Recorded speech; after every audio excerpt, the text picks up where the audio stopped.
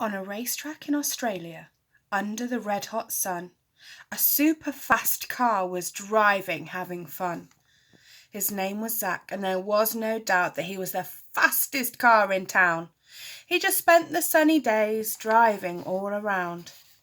He zoomed here and eeked there and spun his wheel all ways.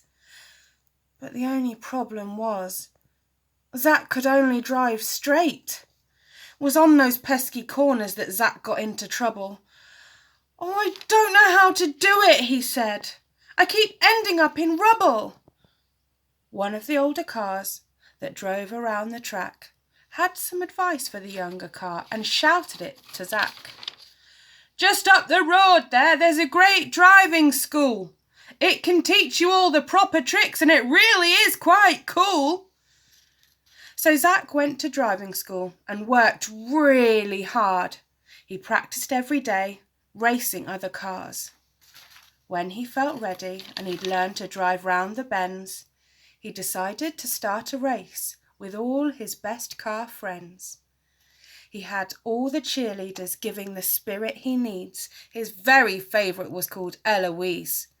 Eloise cheered and laughed and laughed and laughed some more.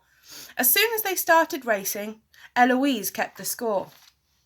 A point for every lap they won, and soon they totted up.